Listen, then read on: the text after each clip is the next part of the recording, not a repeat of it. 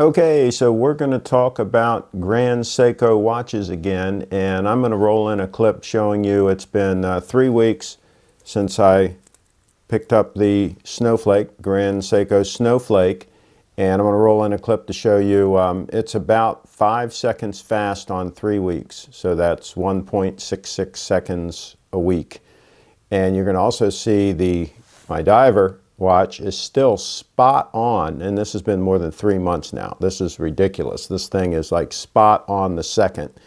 It was a little bit off after about a month, a second or two or something, but it seems to have like wavered a little bit, and now it's right back in sync.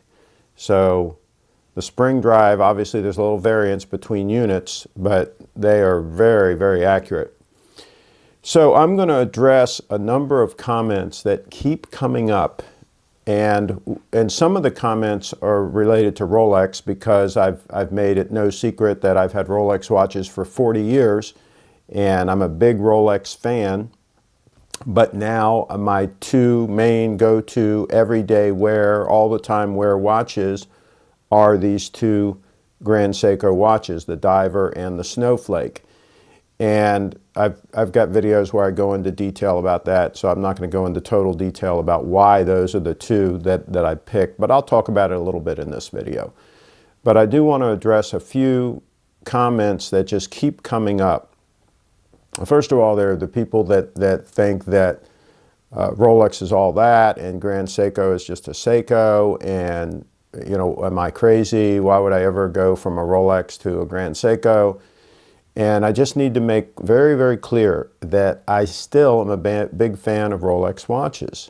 I stopped by a local AD here a week or so ago and looked at some of the new models. And the Air-King is fantastic. I really like that watch. I like the Explorer, the basic Explorer. I like a lot of the DATEJUSTs. They make some fantastic watches. But the reason that I've gone with this diver's watch, for example, over a Submariner is I don't like the case design of the new Submariners. And on top of that, this has a bunch of other advantages over the Submariner. First of all, it's a lot more accurate. And people say, well, it's a quartz watch. No, it's not a quartz watch.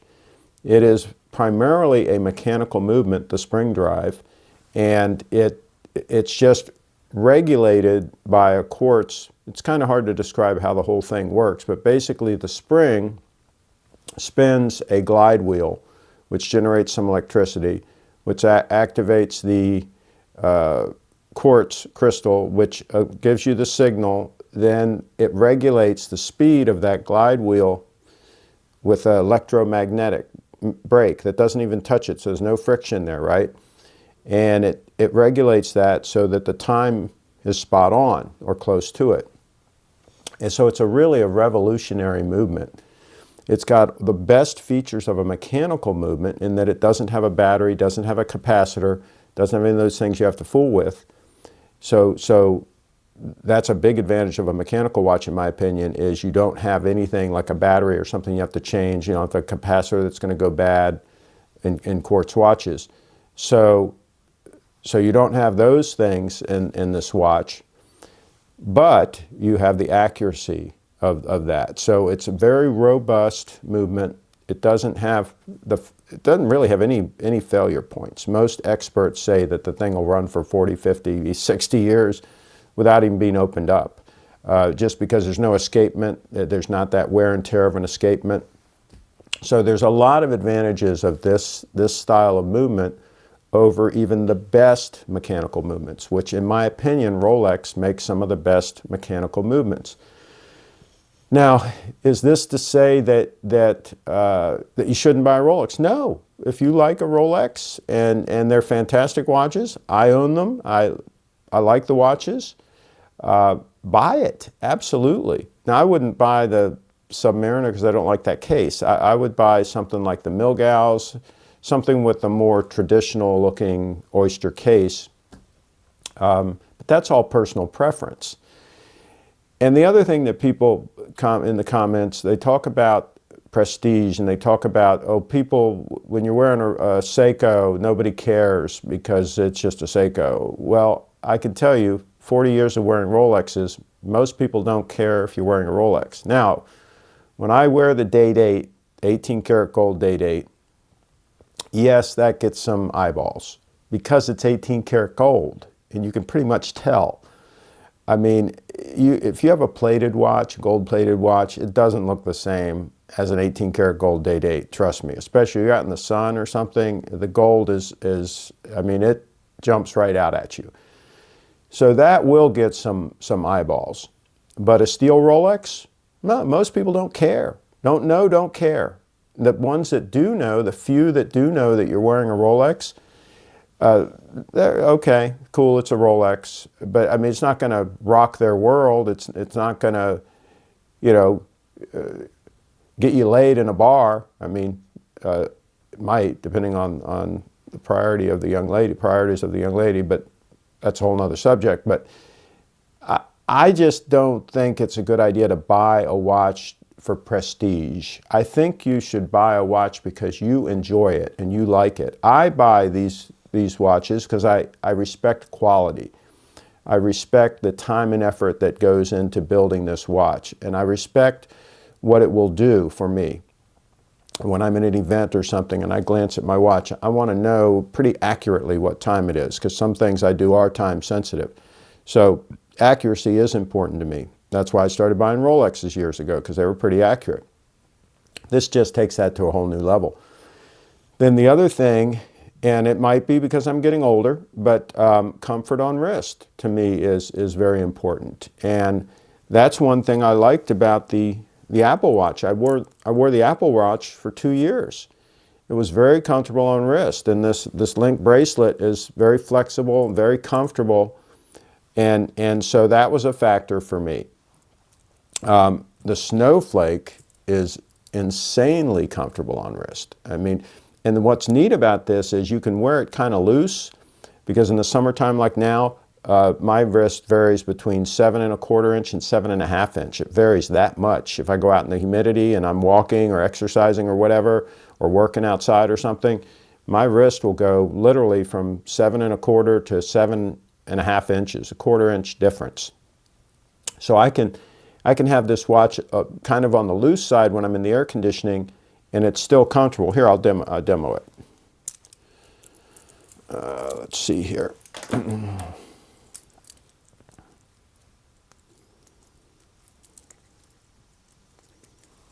If I put this on right now, because I've been running the air conditioning, it's going to be kind of loose, okay? But it's still comfortable because it's so light. And it can go all the way down past that bone on the wrist and still not bother me because there's not a lot of weight pushing on me. It's very comfortable, just loose like this. Now, if I go outside in the humidity, it will snug right up, okay? So that kind of solves that problem where, you know, if you size the bracelet for AC and then you go outside, it's too tight. Kind of solves that problem. You can have it a little bit loose when you're in the air conditioning and then let it snug up when you go outside. The diver's watch, I can set it up so it's a little bit more snug inside in the air conditioning than the Snowflake, because it has the very easy adjustment where I can adjust and extend out this ratcheted extension here. So I can very easily, if I'm out in the heat, extend this bracelet a little bit. So that solves the problem with this watch. And this watch, since it is heavier than the Snowflake, still very comfortable on wrist, but let's face it, it is heavier than the Snowflake. I wouldn't want it loose all the time. I wouldn't want it down on my wrist like I just showed this one, just because this would be a heavier watch, you know, pounding into my hand, right? So all these practical little details to me really matter, because I wear a watch all the time. And somebody commented in the comments, you know, I've said, you know, if I'm working on a car, I'm working in the yard, whatever, I have my watches on. I have one of these two watches on. Normally it's going to be, if I'm doing anything heavy duty, a little more abusive to a watch, I'm probably going to be wearing the diver watch. But I'll wear either. These are my everyday, wear all the time watches. I'm wearing one of the two of these watches now in my rotation. That's what I wear. And somebody commented in the comments, well, why would you wear a $7,000 watch working on a car? I bought the watches to wear them. I bought the watches to use them. If it gets a little ding on it or something, that's fine. That's part of the deal. Now this titanium holds up exceptionally well. And so far it's got some scratches on the clasp here, but that's not titanium. This part here is not titanium. It's regular stainless steel. The rest of it's titanium. It's held up exceptionally well. And again, I wear it all the time. I beat it around. I bump it against things just like anybody does with any watch.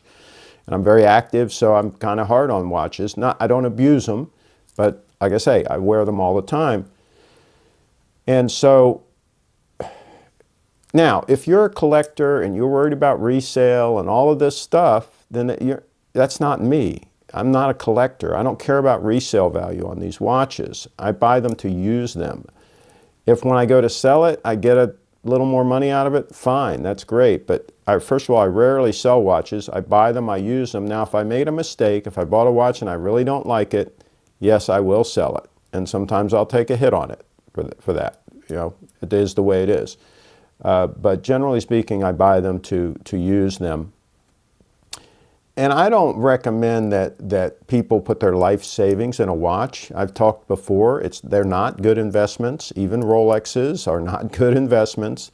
The stock market, real estate, Bitcoin, if you bought it years ago, all these things would have been much better investments than sinking a bunch of money into a watch. So really you should be sinking disposable income into a watch. I consider it part of my tool budget for my work. It is to have good timing, and so I like to have a good watch. Now back to the status thing, and talking about tools and status and so on. So one of the things I carry with me all the time is a Sebenza knife, okay? And the thing about these is it's a very expensive knife, okay? It's made in Idaho. It's very high quality. And I've got reviews on my channel. Check it out. Do keyword knife. And again, I carry this all the time. And I use it occasionally, and people see it and so on. People don't know what this is. They don't know it's a $400 pocket knife. They don't care, right? I bought this because I like it, because it's well made. It'll last my entire life. I'll be able to hand it down to somebody, and it'll last their entire life. It's a quality piece. Same thing with the watch. It's the same deal. I mean, I buy these things because I enjoy them, because they get the job done, and every time I look at it, I notice something new about the quality of it and so on. So that's why I buy these things. I'll give you another example. Here's the 85 millimeter G Master lens. Sony rolled this out a year ago or something. I don't know when they rolled them out. Their G Master lens. It was a while. They came out with the A series cameras, and it took them a while to start really bringing out pro glass. They had some good prime lenses, like the 55 millimeter prime is a very sharp lens, but it took them a while to come out with some really, really pro glass. And when they came out with the 85 millimeter G Master, they nailed it. This is probably the best 85 millimeter pro lens out there. I think it blows away the Nikon, the Canon. It's just a fantastic lens. And when I'm at events and so forth, this is my go-to lens for portraits. I take a lot of portraits of people. I'll roll some examples in here. They don't know what lens I'm using.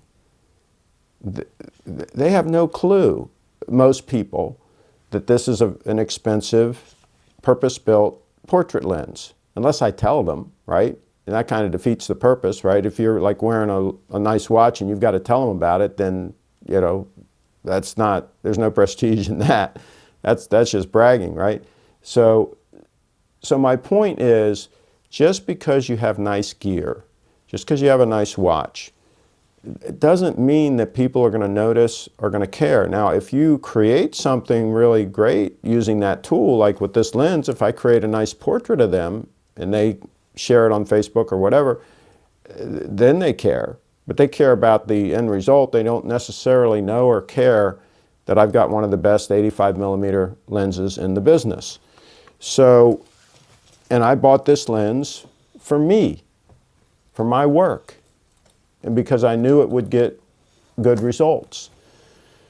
So, same thing with the watches. It's not complicated here. And I take very seriously when I recommend a product, and I do a lot of product reviews on my channel, and I've gone through a lot of camera gear. Another example, by the way, the microphone I'm using here. This is the Sennheiser AVX wireless system, and this is the MKE2 microphone, which is their top-of-the-line microphone. Bought it separately. I think it's like a $300 or $400 mic. And so, again, out of respect for the people that are watching and listening to this video, I'm trying to give you decent audio. I don't know how many watch review videos that I've seen where they're using the camera audio 3-4 feet away or whatever, and it's just terrible. Terrible, what we call room audio, right? It's painful to watch those things. And some of them do videos over and over again and never get a decent microphone. And I'm not going to name names. You know the channels I'm talking about.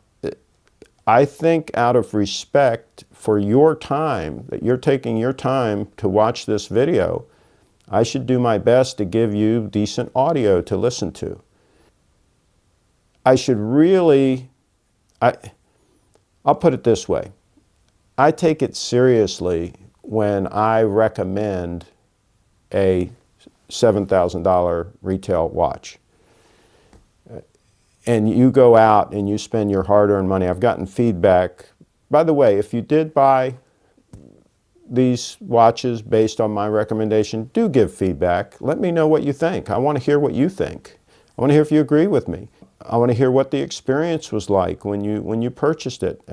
How did you find it? What was the inventory like? I like to get feedback on my recommendations. But I take these recommendations very seriously because you're spending a lot of money on a watch, and you're probably considering different options. And a lot of folks have learned about Grand Seiko for the first time watching my videos. And so I do take this very seriously. And when people put comments down that I don't know what I'm talking about and so on and so forth, well, I know what I'm talking about. I'm being very straightforward. I'm talking about the watches that I use on a daily basis. So I know about that. I know what watch is on my wrist. And I know whether or not it's comfortable or not. I know whether or not it's accurate or not. I know whether or not it's easy to read. See, I can read this watch very easily right now without my reading glasses. And that's one of the reasons why I bought it. That's one of the reasons why I've stopped wearing the Date 8. I can't read the thing without my reading glasses, unless I'm in good light. If I'm in really good light, I can read it without my reading glasses.